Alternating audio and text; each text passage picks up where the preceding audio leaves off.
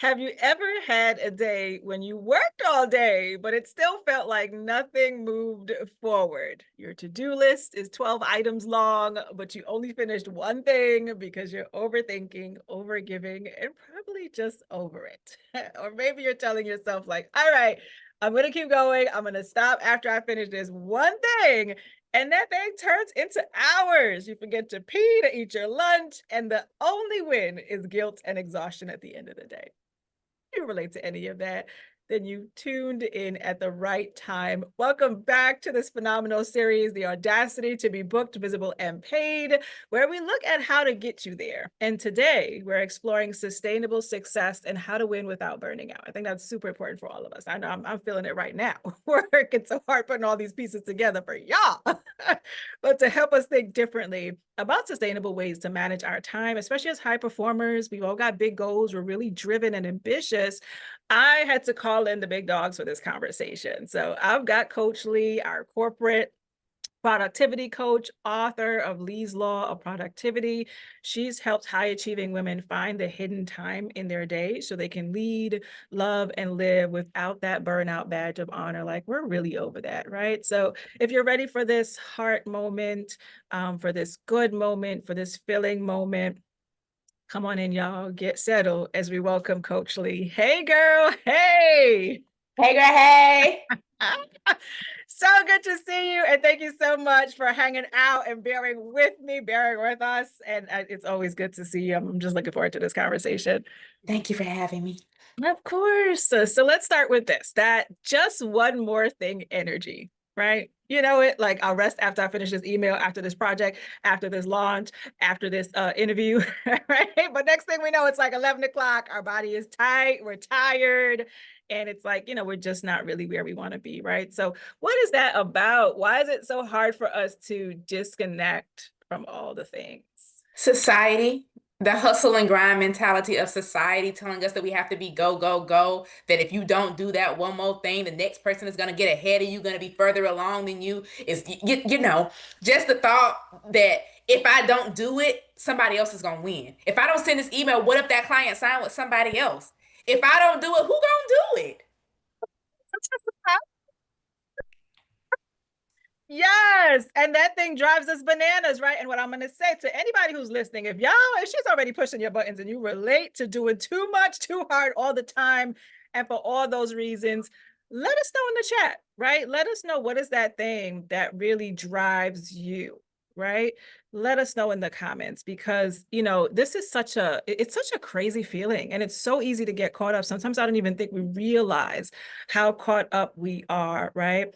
And I think sometimes it's like that external like pressure and drive. And sometimes it also comes from like our own stories and backgrounds, right? Like it's those historical beliefs, like I have to be the one who succeeds in the family, or there's pressures there too, or even those ideas that like we don't really slow down. Like we work, we grind, we succeed. If I slow down, then something's going to fall apart, right? And even like rest is not for us, right? And even those pressures sometimes drive all of this too, right? So I think it's so important for us to have like these kind of conversations so that we can hear ourselves and our stories, look at it a little bit differently, and get the concrete tools for those moments when like our nervous system is a hot mess, we're in overdrive, and your to-do list has you trapped. So I want to bring it back to you with like all that noise running in the background. How do we stay focused when everything is just like go, go, go, and it doesn't feel like enough?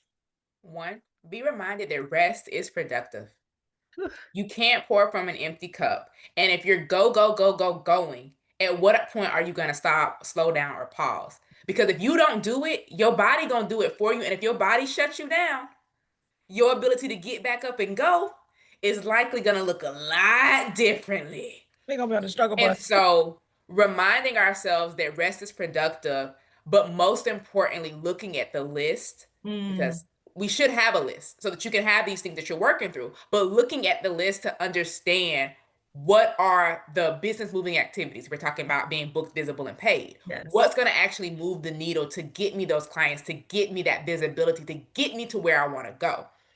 Are you doing things that's just busy work?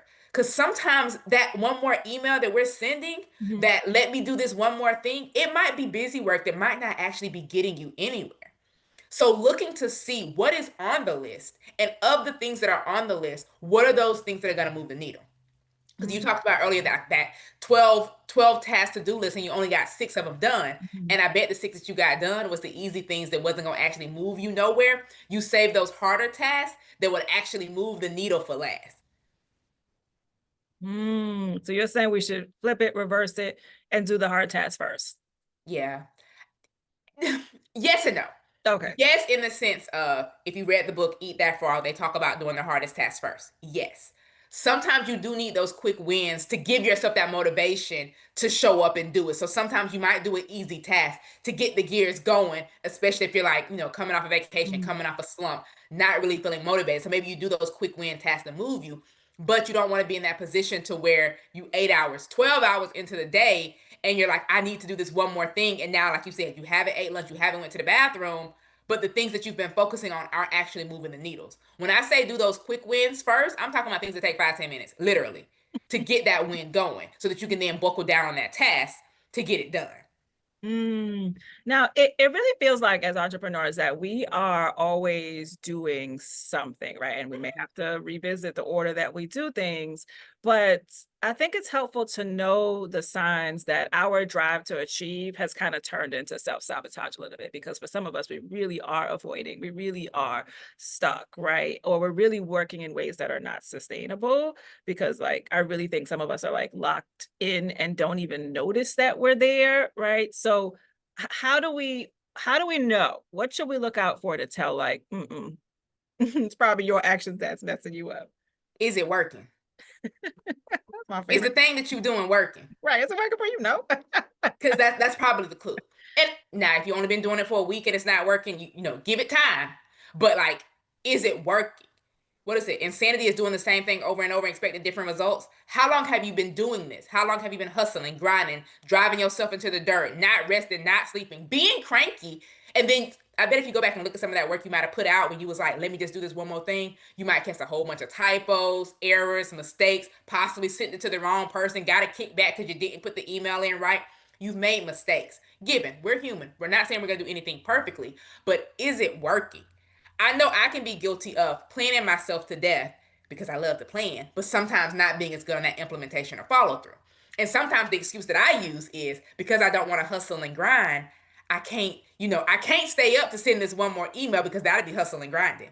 So what excuse are you using? Because your excuse might be that you have to do one more thing. My excuse often is, hey, I don't subscribe to hustle and grind. I got to start working right now. But there are times when both can be good. Mm. Mhm. Mhm. But Mhm. understanding when is important. Like if you're in the middle of the project, like you were talking about, getting the stuff together, getting this summit put on, being able to get this done. If you're on a time crunch or a deadline, you might have to do a little bit more late nights, early mornings, deadline work. But this is the project you've been working on for 4 weeks, and now here you are 2 nights before when you had all this time to get it done and you didn't get it done. So does waiting until the last minute really serve you? Oh, I work so good under pressure. Uh-huh.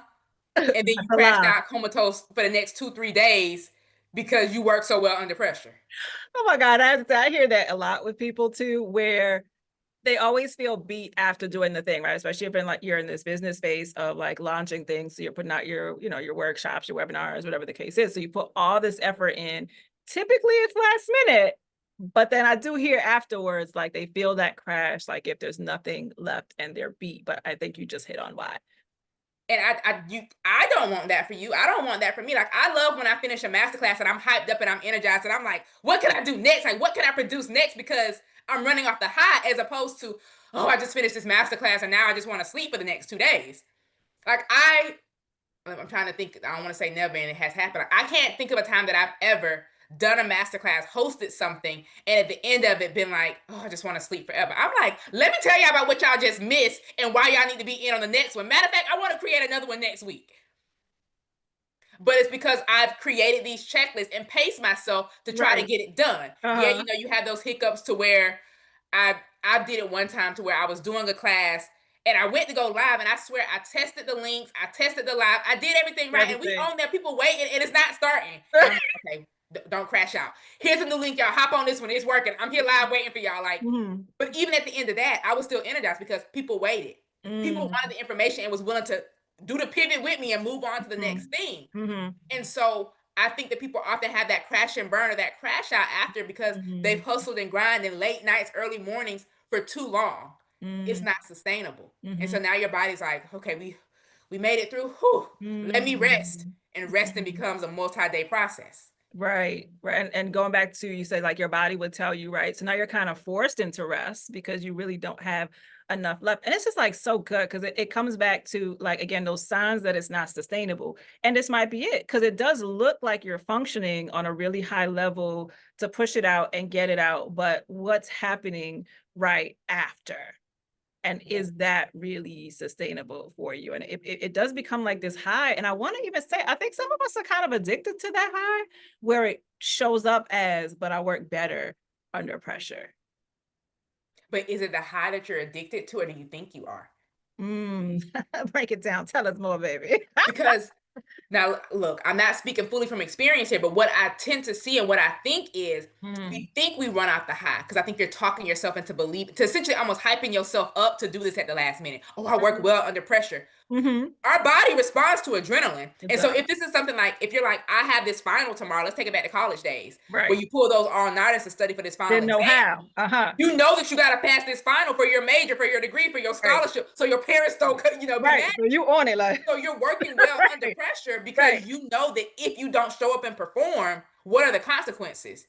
Expulsion, losing money, fill in the blank. Hmm. So you say that you work well under pressure, but really it's I don't know, I don't know about science, but like our heart, the adrenaline rush of the anxiety. Honestly, I Hmm. think that's what it is. The anxiety of the heart racing, Hmm. and you think you're seeking a thrill, but you're really not. Hmm. You're forced to do it, so your body is fight or flight. They're like, well, we're gonna fight. Hmm. We can't run from this. We have to show up for this exam. We have Right. to show up for this masterclass. We have to show up for this launch. We have to show up for our family. So Mm. our body is taking fight or flight.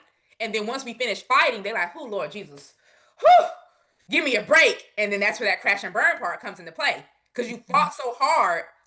Whereas you could have was slow and steady wins the race. You could have fought a little bit at a time, and maybe David and Goliath, all those different examples of fighting sustainably for a long period of time and enduring, as opposed to this one trying to do this knockout hell, hey Hail Mary, hey Mother, which I don't know boxing terms, but you trying to do this last minute thing and come in Mhm. full force, Mhm. whereas everything else has been slow and steady up to the point, so it was much more sustainable. So that now that you win, you like, oh, I'm good, as opposed to I've been procrastinating, draining myself out. Now I won, and now my body's just like, "Ooh, I won. I'm ready to pass out." Mm. Yeah, yeah. It's more of how do we get to that, oh, I'm good kind of feeling. And like that's really our work and our responsibility. And that might even be a good kind of like gauge for people because I think we all have like different things that we're aware of. Like sometimes we're super aware of our thoughts and we know that we're like overthinking things and like that's your sign that, what you're doing might not be sustainable. Or maybe for some of us, it might be that physical feeling. Like, how do you feel after the task? Like if you are done and beat and not in like a normal kind of way, like really exhausted, like that might be your cue. So whatever it is for you, know that, but use that to figure out if you are using your energy in a productive and sustainable way. Yes. Yeah. Because if your system isn't organized, right, your strategy can't be either, and chaos is the cost. And I think we have maybe even justified our chaos to make it work. But I think y'all are hearing like, oh, we got to recalibrate a little bit because if your energy isn't directed in the right place, you're going to be swinging at everything, right? And your mood and whole self is going to be swinging up and down too. We're going to be going from things that seem urgent, but it's not. We're going to be jumping at things that feel like it's a line for us.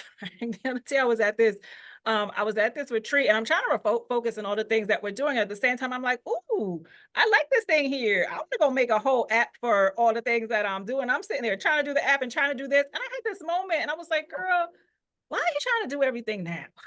It's like it wasn't aligned for the moment. It wasn't aligned for where I am now. I don't really need it now. Some things I think we just have to park.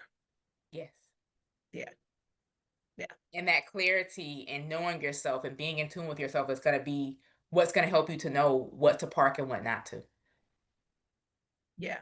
And so important Because then we end up like, we wake up one day and we decide to remodel half the White House. When it's like, is that the thing that's really going to help you right now? Is that going to get you to your next client, that next like paycheck for you? Because if it's not, then why are we really doing it?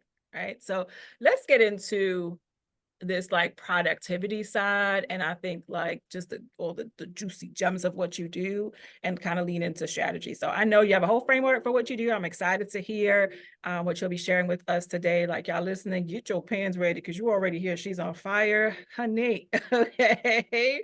So I will toss it to you to kind of give us what we need to be more sustainable, especially in managing like our time, our energy, and what we do. So you say framework. The Lee method is three simple words that I don't need y'all overcomplicating to It's just use. not even the framework is simple. Cut it out. Look, examine, execute. Mm. That's the Lee method. So when you think about and when you're talking about sustainability, what does sustainability look like? How can you be sustainable? And I guess what to do as you kind of are working on creating this sustainability, you can use it to be successful. So if we're talking about what is it that you're doing, look at what you're doing. We talked about earlier, is it working or is it not? So look, is what I have been doing helping me? Is it working? Is it not? That's the surface level question. And then you dive deeper with that examine phase. That's taking look to a deeper level. So like really get to the nitty gritty. Like, okay, what parts of it is working? Okay, I got the thing accomplished, but at what cost? I was tired. I was burnt out. I needed to crash for 2 days. Why did you get there? Was it too much stuff on your calendar? Were you saying yes to too much stuff? Were you just procrastinating? Do you quote unquote work well under pressure? Like, let's examine why is this working, because we want to do more of the good that's working and we want to get away from the things that don't work. So what can you do to essentially balance it out? And then the execution phase is that game plan. So if we understand what's working and what's not, if we understand why it works, why it doesn't, what feels good, what is good, how can we then create this game plan to execute? So it's essentially a reverse engineering process to take you from that end result of what you want. I want to be booked, visible, paid. That's the end result. How can I get there? The things that I've been doing so far, has that helped me to be booked, visible, and paid? This part has, okay, let me dive deeper into that. This part hasn't. Why hasn't it? Have I been consistent with it? Because a lot of times that's what we struggle with, that consistency. Have we been consistent in it? Have we, done the follow up, the follow through? Have you been just putting this off, being lax on it, putting it low down on the to do list? And so, therefore, when we have that 12 step to do list and we only get the 1 through 6, this has always been number 7. It's always the thing you just don't get to. And instead of the next day, that being number 1, it goes back on that list of 12 and keeps being number 7, 8, or 9. You just don't get to it. So having these 3 simple words, look, examine, and execute, is gonna be what's gonna help you to be successful. Like, you can apply this to anything. If you're like, why am I gaining weight? Look at what you've been eating. Examine, is this healthy? Is this not healthy? Create a game plan to execute to lose the weight. Like, you can use it for literally anything and everything. And so that's what I love about it, that it's 3 simple words and you can apply it to any and every area of your life that you want to. But since we're talking about sustainable success, that's kind of what it looks like in this situation. I mean, just so good. And it's important to think about. And, as I'm mentally reflecting and playing back the tape, but again, you guys that are listening, let us know the gems that you are catching so far, because I think it's going to be unique to everybody in terms of what you're hearing. So go to the comments, the chat area, and let us know. What I'm hearing so far is it's like this call to really kind of check yourself and like be honest with yourself in the mirror, because sometimes we'll say like, like things aren't working, right? Or we'll question like, why am I not like this one or as successful as this one? Or why aren't things like kicking off for me? Like, why aren't, the clients flooding in for me? Things like that. But you just gave us a great way to look at it, because maybe you're really not executing as well as you think you are, and you actually need to go and examine some things. Sometimes you may be jumping ahead at some of the steps and not really allowing things to work with each other so that it will work for you eventually. Because I love what you said. It's like the end result is booked, visible, and paid. So that means some things have to happen in the beginning and in the middle and in the end to get to that place. But it feels like we may skip around a little bit. Yeah. Yeah. And sometimes we skip around because of lack of knowledge. And that's not in a negative way. If you're Mhm. doing something for the first time, you might not really know what order do I need to go in. And so you just start doing it. And then you're like, okay, wait a minute. This feels out of alignment. This doesn't feel right. So that's why at any point in the journey, you can take the lead method and apply it. You can look in the beginning, middle, and end. You should. But like, it doesn't matter at what part of the journey you're on, there are going to be adjustments and pivots to make. I know, like when it comes to setting goals, like you set goals at the beginning of the year, but if you never look at them again, figure out if they're working, figure out if you really Yeah. want that thing. Right. Here we come October, November, December. You look back and you're like, Wait. look, it happened to me in the middle of this year. And I was like, child, I don't think I'm setting yearly goals anymore because too much happens in the year for me to pivot and adjust. And that's not in a negative way. So I'm going to start moving more towards the 12-week year framework, kind of setting Mhm. quarterly goals because that's more manageable between life, business, and work to where I can kind of look at my calendar for the next 90 days and kind of know what's going on and be more sustainable. So I applied this process to myself this year, like literally coming into June, July. I had this 6 month reset that I did because I was like, yearly goals aren't working for me anymore. Work is getting busier, which is, results in pivots. Business, being able to do more speaking opportunities, podcasts, things like that means Mhm. I have less time for other things. So, what do I need to shift and adjust? The goals that I said at the beginning of the year, they were great goals, but Mm. are they sustainable in this framework of what the reality of my life looks like? So you're And so, my game examining plan, along the way. exactly. So, my game plan then became I still want to set goals. I don't want to just be a person who's going through life without goals. Generally speaking, because I'm a criminal defense attorney, my court dates generally are set within a 90-day period. Yes, there are some outliers that might be, 4 or 5 months down the line, but generally speaking, most of my cases are set within the next 3 months. So when it comes to me planning stuff for business, I can kind of look at that to know. And I can block my work calendar accordingly if I need to. If I'm trying to plan a personal vacation, same thing. Look at that calendar and figure out what to block and adjust. So I reverse engineered and said, okay, yearly goals aren't going to work, but I don't want us to stop setting goals. 90-day goals, quarterly goals, 12-week years, the book are more along my speed at this point. I Mm. might get back to the point to where yearly goals are a thing, but Right. right now in this season and for what I can see for the foreseeable future, I'm Mhm. going to focus on this quarterly goals. So you can Yeah. literally take this and apply it everywhere.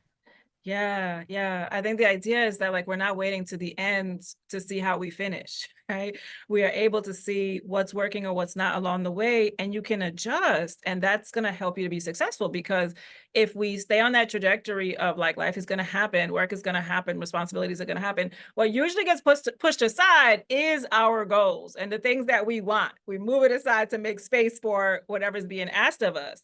And before we know it, we've done that so much that we get to the end of the year and it's like, oh, I only did 1 out of 5, right?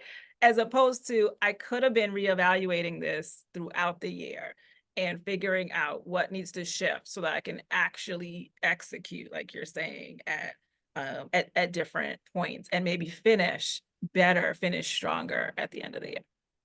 Yeah, exactly. Yeah. So now y'all got no reason but to get it together. I mean, you and, said and it. if if you've been struggling, like I feel like there's so many ideas here to think about how I need to get it together. Because now you could think about what I need to look at or where I need to look. Right. So many suggestions in terms of how to like pivot your time and your energy and examine what's going on and restructure it in a way that works so well for you. Yeah. Yeah. Okay.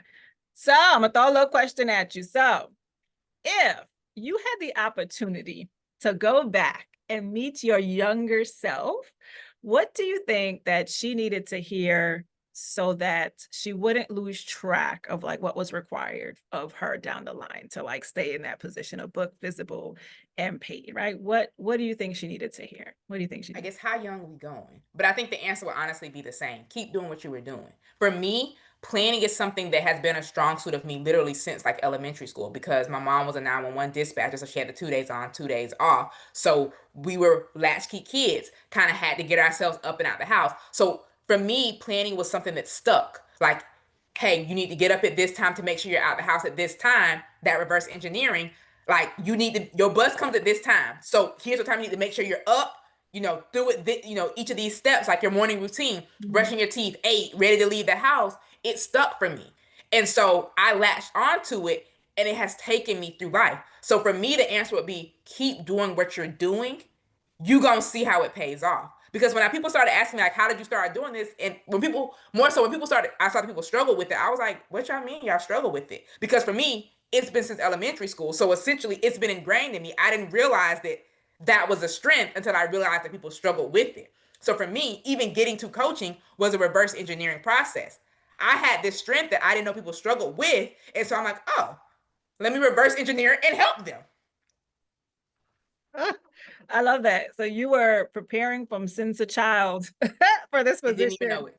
And yeah, I love that. And a lot of the like our skills, especially like those transferable skills, those marketable skills, like we don't even know it could be that thing that we've been doing, right? And this is amazing if you think about it. And even that this idea of like our strengths and I can't remember how you said I don't know if strengths and skills or strengths and weaknesses, but I don't feel you use the word weakness, but strength and whatever the other word was struggle, I think. So I want you to think about that. Like whatever your struggle is for our listeners, you should match that with someone who has the strength because they can help you along, right? Because you've got it down pat because you've been doing it. So if somebody is now struggling with like, how am I really going to be productive with my time? So, I am more sustainable and I'm not on like that crash that we've been talking about and all the things that's like, okay, girl, you might be getting in your way, then it's kind of clear that like planning in that way might not be your thing. It's a struggle. So then you need to align, you need to match up with somebody that like a coach Lee, that's her strength.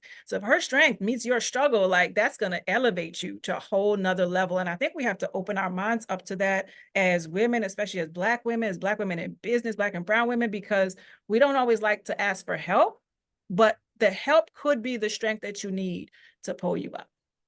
So one thing that I would say when you say that, one thing that I have struggled with is change. So one thing that I would tell my younger self would be don't be afraid to change. Like keep doing what you're doing that's working, but kind Mm-hmm. of full circling this conversation of Yeah. what's working and what's not. If something isn't working, don't be afraid to change it. Because sometimes we get so stuck on this has been my schedule. I've been eating this way all of my life. But Yeah. when it's not working, you're gonna keep doing it, insanity, or you're gonna make some changes. So the strength I would tell myself is keep doing what you're doing. It's going to serve you well. But a Mm, struggle that I could tell myself is don't be afraid to change.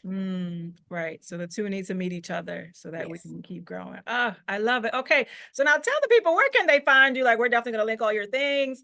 But if they want to work with you, right, and their struggle needs to meet your strength, where can they find you? I am at legally.me everywhere. LEGALLEE.me because I am Coach Lee, your productivity and accountability coach, here to help you legally be you. I love it. Thank you so much for kicking it with us, Coach Lee, and for all of y'all who came up in this conversation. I mean, wow, right? Come in. I hope you take from it and you go work those things, right? Don't just like take the notes. Don't just like listen. Like really take one or two things and start to implement it, even if it's just about, you know what, in the next week, I'm going to re-examine what I'm doing with my time. All right. And if you really love this, make sure that you share this with a friend. Tell her to listen and go get herself together. Okay. Because this was Yes. just so useful, so practical. So thank you again so much. And guys, make sure y'all go pick up her book too and let's get it all the way together. Okay. Yes. Take care.